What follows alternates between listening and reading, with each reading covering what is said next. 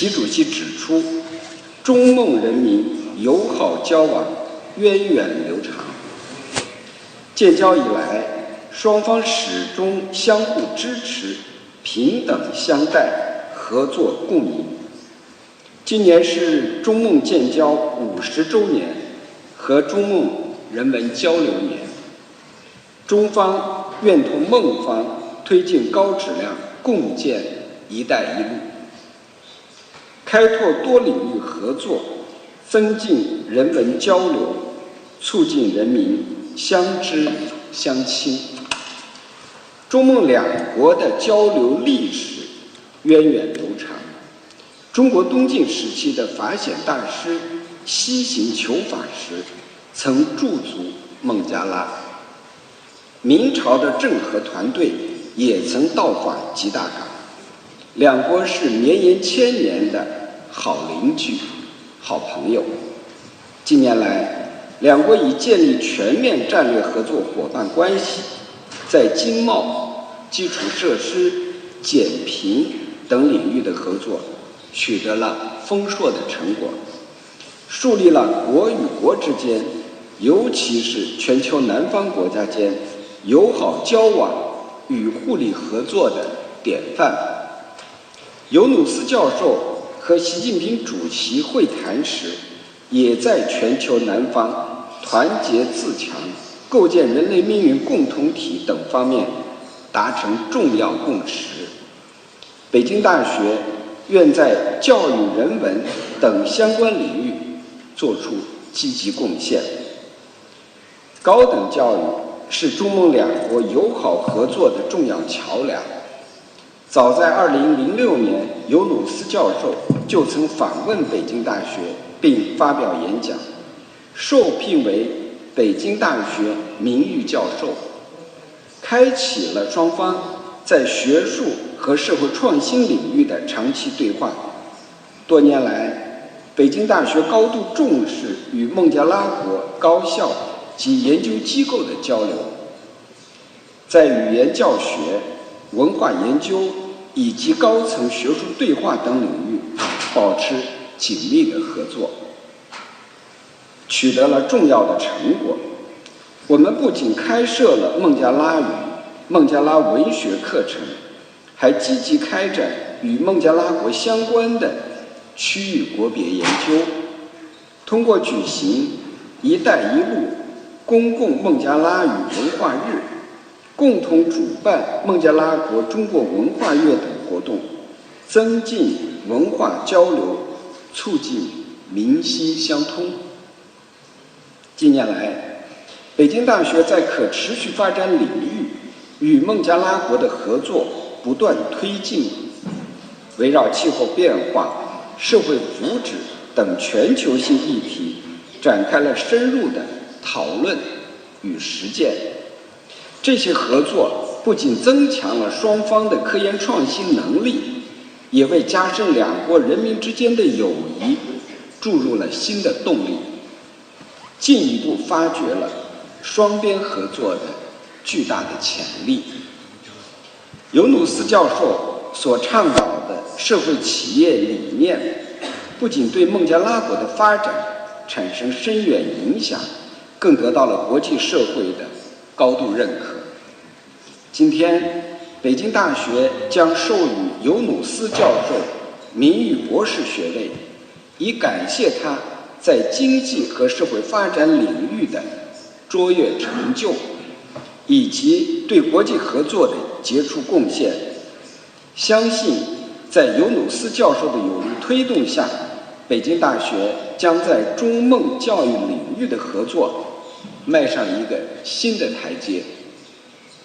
各位嘉宾、各位朋友，在数字时代的浪潮中，我们相信两国在教育和人文、科技等领域的合作将更加丰富多彩，为共同应对全球治理变革、促进全球南方国家的发展做出新的贡献。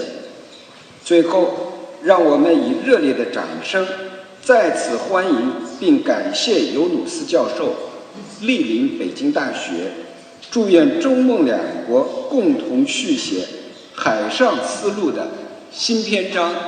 谢谢大家。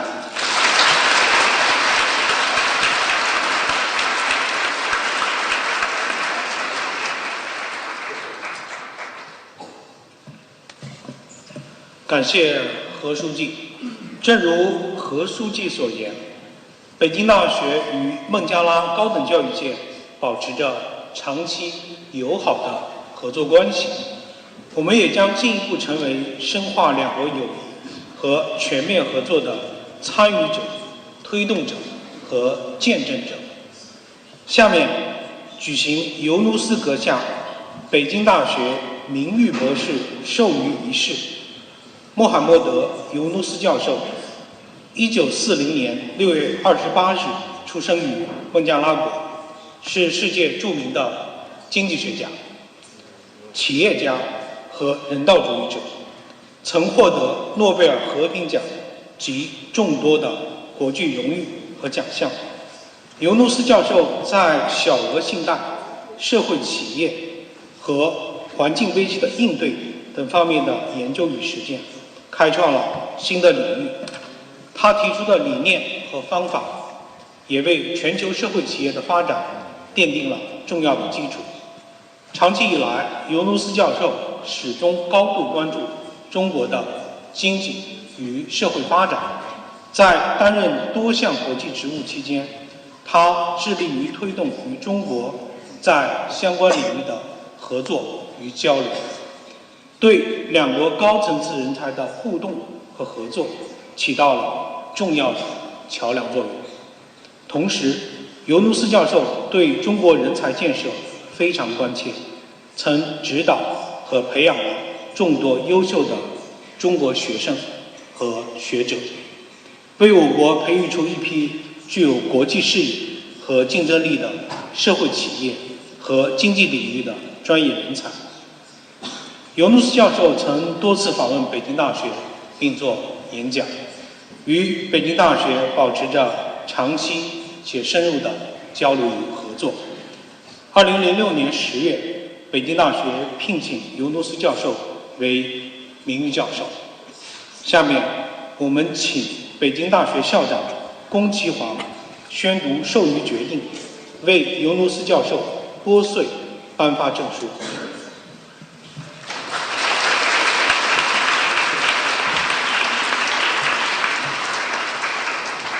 尊敬的穆罕默德·尤努斯教授，各位来宾、老师们、同学们，我宣布，经北京大学学位评定委员会第172次会议审议通过，并上报国务院学位委员会批准，决定授予穆罕默德·尤努斯北京大学名誉博士学位。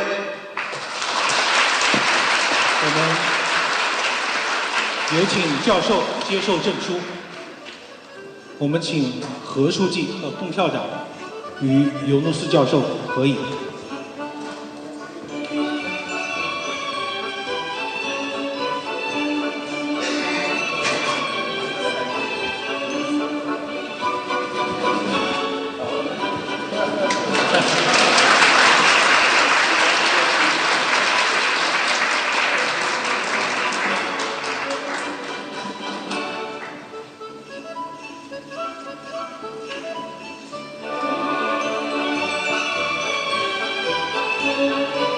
接下来，我们请学生代表为尤努斯教授献花。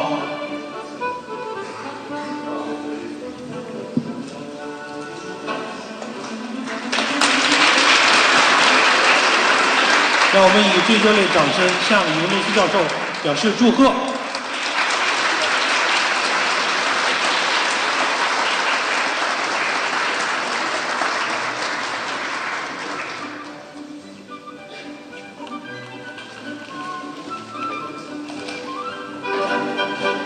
接下来，我们有请北京大学名誉博士穆罕默德·尤努斯教授发表演讲，大家掌声欢迎。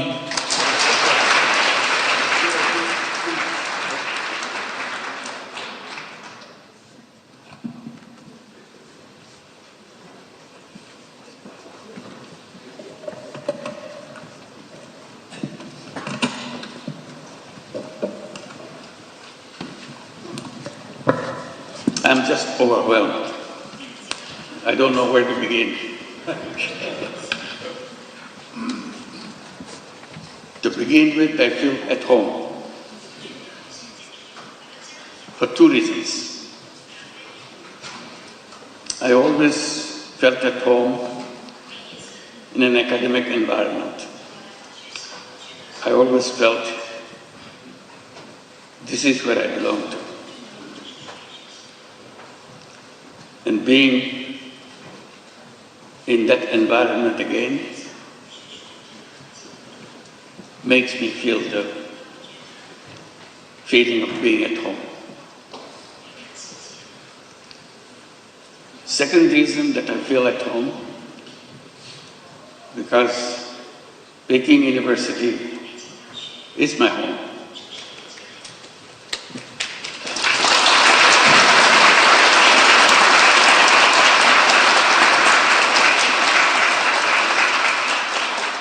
I am part of you because you accepted me as an honorary professor. I'm sorry that I couldn't spend much time with you,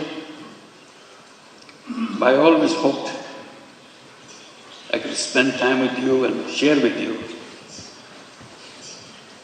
all the excitements of the academic world and the world that you want to create for future generations. That's our task in the academic environment, to build the future world, not just learning about the current world. It's the next world that we want to prepare for. So that makes me feel completely at home.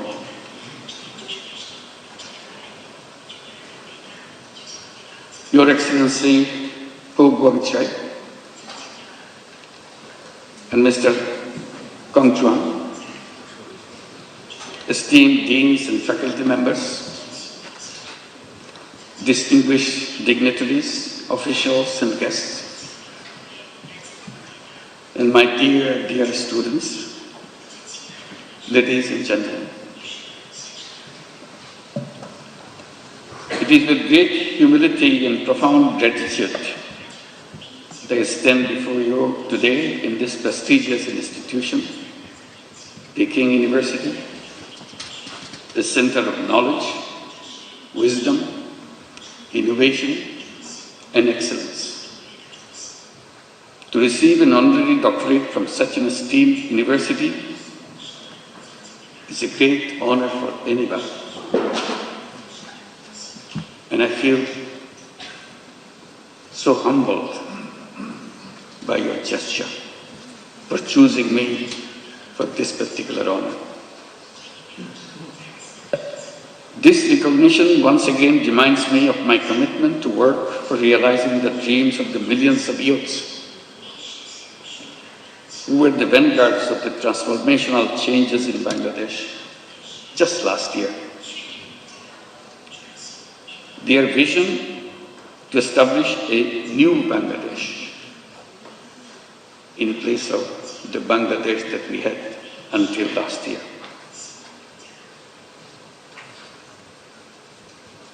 A new Bangladesh which will be free from poverty, hunger, unemployment, and destitution.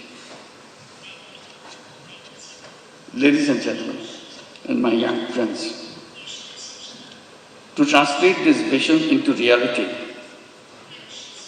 we are embarked on a series of reforms to make governance transparent and democratic, to ensure economic policies which are inclusive, and to guarantee that every individual has equal opportunity to flourish. Our reform initiatives are at the top of our priority. Our goal is definite. Our work plan is exhaustive. For building a stronger and more resilient Bangladesh, we emphasize economic transformation through entrepreneurship, greater investment in education and technology, and a stronger international cooperation. Distinguished guests, I have a deep and personal attachment with Peking University. Back in October 2006, I had the opportunity to be appointed as the honorary professor. To me, today's conferment is more than a personal honor. I see this as a recognition, as an acknowledgement of the resilience and courage and determination of the people, especially millions of women and young entrepreneurs who continue to prove that no challenge is too big when they are given the right opportunities to develop and break the shackles of poverty and marginalization. Throughout my journey, from being an economist to founding Grameen Bank, from pioneer microfinance to advocating social business, my core belief has remained the same. People are not poor because of their lack of skill or ambition. They are poor because the economic system has never given them a fair chance. So poverty is not because of the something lacking in the person. It's not their fault. It's the fault of the system that we built for ourselves. That causes poverty. That causes all the problems for human beings by wrong thinking. And I blame myself for being part of that institution, academic institution, where we pass on this wrong knowledge to this next generation. So I plead guilty that we have not been able to change those ideas, wrong ideas, which make people suffer. So my struggle has always been to go back, to find out the faults in the system that we promote, we teach the young generation, so that we do not repeat the same thing for the next generation.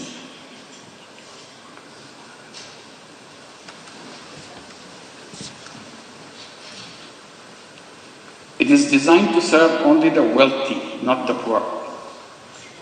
That realization led me to create an alternative, one where even the poorest individuals could access the services of the institutions which are created for people. I've been promoting the idea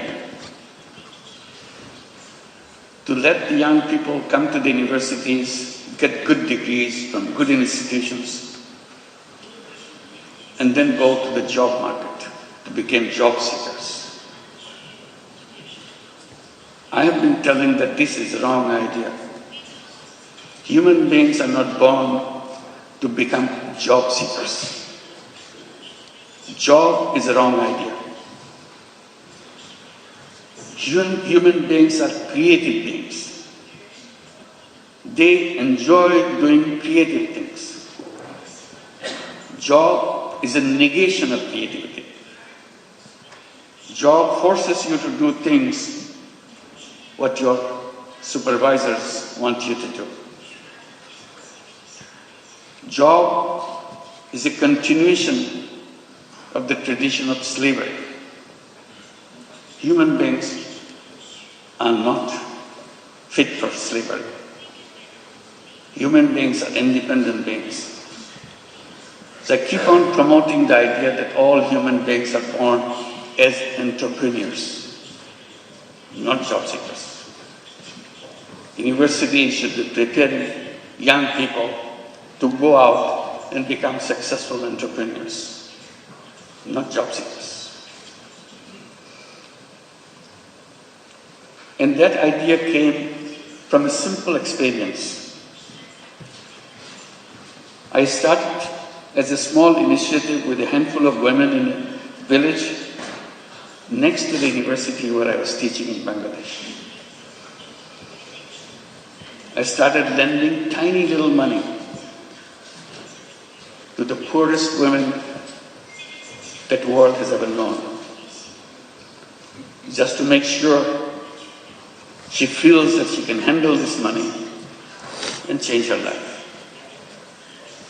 I had no idea that whether it would come true, but I was amazed how these illiterate, poor women could use tiny little money, $10, $20 worth of money, and did a very successful way of paying back and change her income situation. And she continued to pursue that round after round and change her life. And it turned into millions of women all over Bangladesh, and with perfect record. That made me, that convinced me totally. All human beings are entrepreneurs, because we are taught in the textbooks, only very special people are born as entrepreneurs. Rest of us human beings have to serve under them. I said, that's absolutely wrong idea.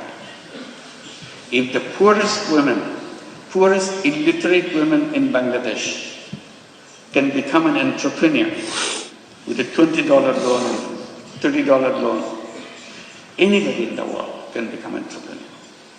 It's nature to human beings. We didn't train them. We didn't tell them how to run a business.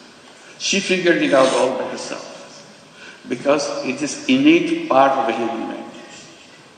So that continues with a bigger question to me.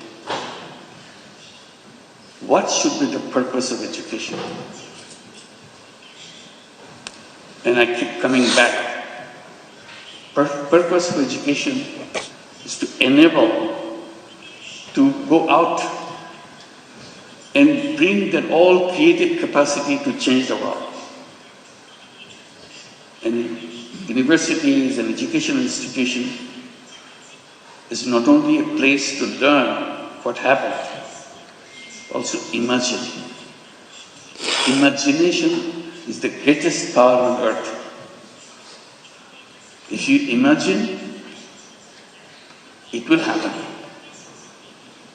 If you don't imagine, it will never happen. If you look back, things happen because somebody imagined it. Imagine something big, something unheard of, something you never dared to hope that it will work. But you imagine and stay with it. If you stay with it, it will happen. So that is the greatest power. Imagination is more powerful than anything you can bring together. So I follow that, encourage young people like you, along with what you are learning, imagine. Dare to imagine the most odd thing that you ever thought, most necessary thing you think could be done. At the moment it looks odd, at the moment it looks impossible. The human journey is about making impossible possible. That's our journey. And we can make that happen.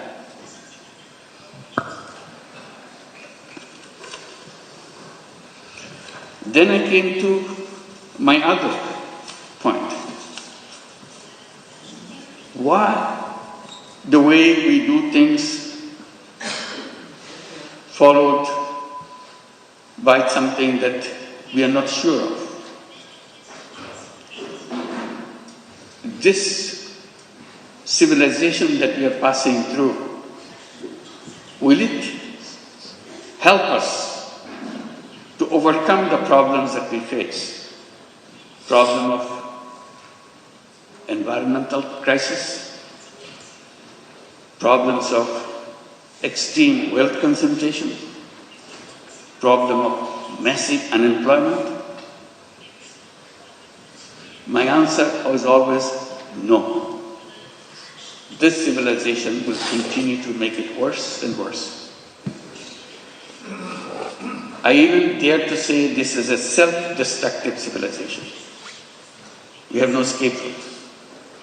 We have to build a new civilization as soon as possible. Abandon the civilization that we are passing through and move on to create a new civilization. And I asked myself, what will be the future of that civilization? The answer to me is very clear. That civilization must know that there is no environmental hazard left anymore. And that can be done with just creating a financial system, creating an economic system which doesn't depend on creating carbon emission. Carbon emission is going to kill us, so we have to get rid of carbon emission. We have to make sure there is no wealth concentration. We have to make sure there is no unemployment. So I come up with a simple formula by saying we have to create a civilization of 3 zeros. 0 net carbon emission, 0 wealth concentration, and 0 unemployment.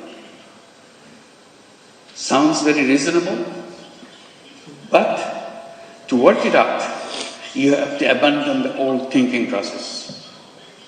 You have to create a world where each human being will be given an opportunity not only to express his selfish interest, also selfless interest, and create not only money-making business, create business to solve problems without any intention of making money yourself. We call it social business. So we have a series of ideas how to create this new civilization. And now I pass it on to the young people between age of 12 to 35 to create what we call 3-0 clubs. 5 young people get together, create a small, tiny club. 3-0 club. What do? Each person, each member of that club commits to undertake a new journey of life. I shall not contribute to global warming myself. I'm not saying the whole world should do that. I'm saying to myself, I do not want to contribute to carbon emission. How? If I do it now, 7 days a week, I promise to do it 6 days a week. If I achieve 6 days a week, I want to do it 5 days a week. If I achieve 5 days a week, gradually 2 days a week, 1 day a week, and nothing. So I become a 3-0 person. Idea is if I can become a 3-0 person, you can become a 3-0 person, world would be a 3-0 world. That's a simple idea. And I'm amazed by the response I get from the young people all around the world. They keep on adding numbers, 3-0 clubs. I hope you'll consider examining whether you'd like to form your 3-0 club and create a new civilization, which you'll be proud of. This is an imagination, but the imagination is where the journey begins. Let's begin the journey. Thank you very much.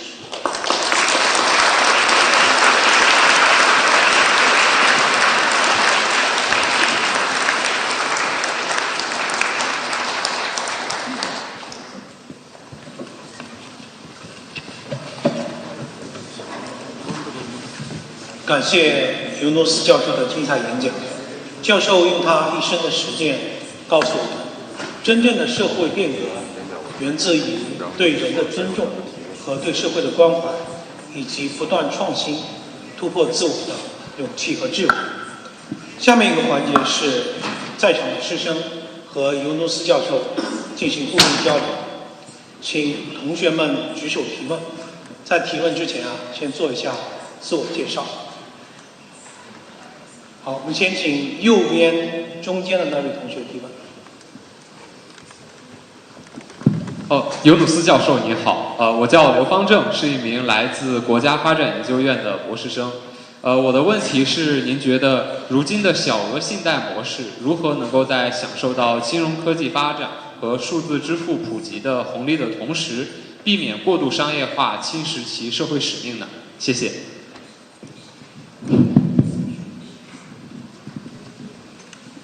Well, you have answered the question yourself. It's the financial system.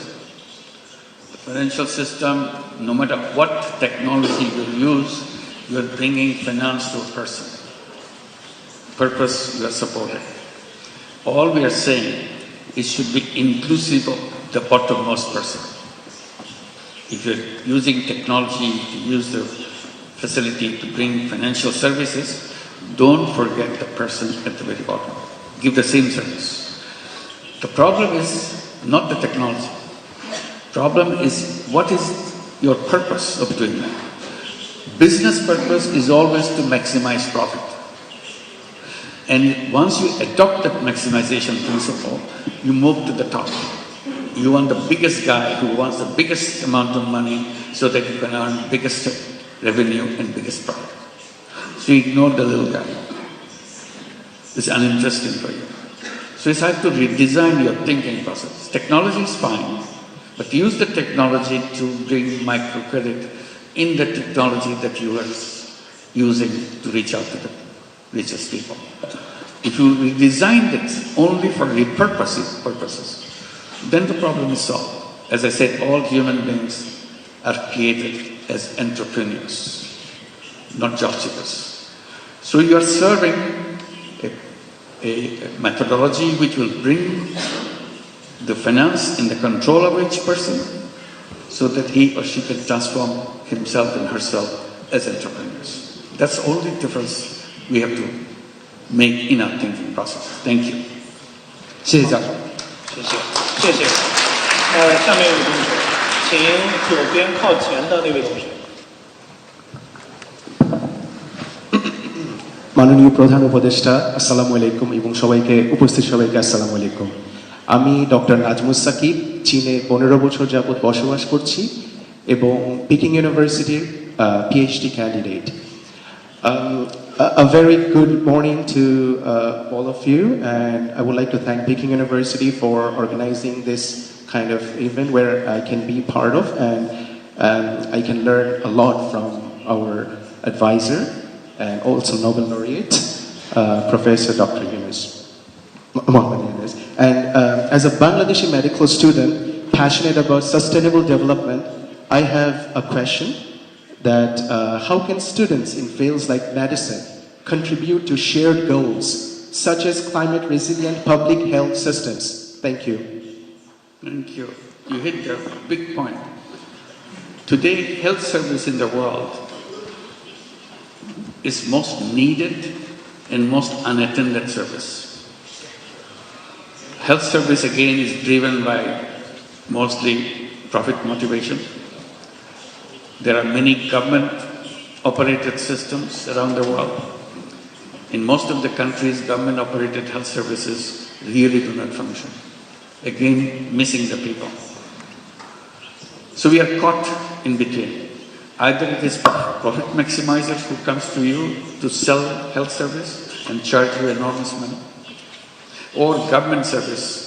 They promise us lots of things on paper, but actually people don't get the service. So there we say the solution is how to transform health services as a social business. It's a tremendous opportunity for every young person. No matter what discipline you are learning now, if you can bring health service to people in a sustainable way, without any intention of making personal money, the whole transformation will take place. And then, because you are born in this generation, you have the technology in your hand, massive technology. You can play wonders with this technology to bring health services to the poorest person, most latest cure for health problems as a social business. So we have been trying this in our own way, in Bangladesh and other countries, as a social business solution to health services. But it needs all your talent You come here to study in Peking University. You are very talented people. You are the leaders of the world. You are the one who will change the world. If the thinking is right. If the thinking is a conventional thinking, you will only encourage the same old thing to continue. So I urge you, think different. Think about the purpose of your life. What is it that you are going to accomplish in your life? And stay on your course. You can do it. So health service is very important. Along with that, I should mention quickly, because it's a very sensitive issue for me, because I keep talking about it all the time. Pharmaceutical companies. Pharmaceutical companies kind of feel so delighted to make tons and tons of money. For a penny worth of medicine, they will charge you $1 and make money because they have the patent right. You need the medicine. You have to pay for it. It looks very small, but for him, it's 1 cent versus $1. Make tons of money. And it became very vivid during the COVID-19 period. Vaccine. We said vaccine should not have patent right. We campaigned for the whole world to remove the patent right from the vaccine. But the business people mobilized their governments to make sure patent stays, and patent stayed. Only the rich people got the vaccine. Rich countries got the vaccine. Poor countries, poor people never had it because it's too expensive, because they want to make tons of money out of the scare of death for the people. So that's not the kind of civilization we want to belong to. We want to build a civilization which cares for people, not take as an opportunity to make money for themselves. Thank you. Thank you. 谢谢教授。由于时间关系呢，我们最后一个问题，请中间靠左的那位同学。 Assalamualaikum Professor Yunus, Shubho Shakal. Amar naam Chen Yutong, ami Dokin Asia Bipaker Chatri. Apnar Shate Dekha Kore, ami Khub Khushi. আমিও খুব খুশি হলাম। The question I would like to ask is that during the era of globalization, what is your ideal model of education? And what kinds of cooperation do you assume that China and Bangladesh will be able to develop in the future? Thank you very much. Onek dhonnobad. অনেক ধন্যবাদ। Yes, education is the key. That's why I always come back to the education is the key. There I am reborn because I see things in a different way. I'm not interested in making money. I'm not interested in doing something which will perpetuate the same old system. I challenge. University is a place to challenge everything. And that's the way we proceed. We are not bounded by the old ideas and old thinking, old practices. We are free. So that's why education is the core. And today technology makes it very easy to reach out to every single person with education of any kind that you want. Which kind will you want? That's a key issue. So the key issue for education, first part of the education, I feel very strongly when we go from bottom classes in the first time you go to the school, academic system will raise a question with you all the time. What is the purpose of your life? You define yourself. Teachers cannot help you. Teachers can tell you others how did they do it and what is it that you want. So along the way, when you learn your math, you learn your language, you learn your geography, you continue to think, what is the purpose of my life? Because today we have education, but not the purpose of life. Unnoticed purpose of life, you pick it up, we have to be rich, we have to have a big villa or big cars or something. That could not be purpose of life. Human life is a very precious process. It's a unique process. Each individual is a unique person. A person who will not be repeated in the entire history of the world. You are so unique. So that uniqueness of you must be expressed by uniqueness of your thinking. And what is your thinking about yourself? You have the power to change the world. Each one single individual has the power to change the world. Are you going to use that power? If you don't use it, it will be wasted away. It will never happen because you are a unique person. Not somebody else will be doing exactly the same thing that you are thinking about. So don't waste that time. That's the education system that we are looking for. Thank you. 通鲁巴，感谢尤努斯教授的回应。尤努斯教授的实践不仅为全球减贫事业提供了宝贵经验，也为中孟两国在可持续发展领域的合作开辟了新的路径。我们期待以此次活动为契机，激励在场的听众和北大师生们志存高远，砥砺奋斗，共同为人类社会的进步与发展做出积极的贡献。接下来，我们有请何光彩书记代表北京大学向尤努斯教授赠送纪念品大学堂牌匾。我们也请何书记跟校长与教授合影。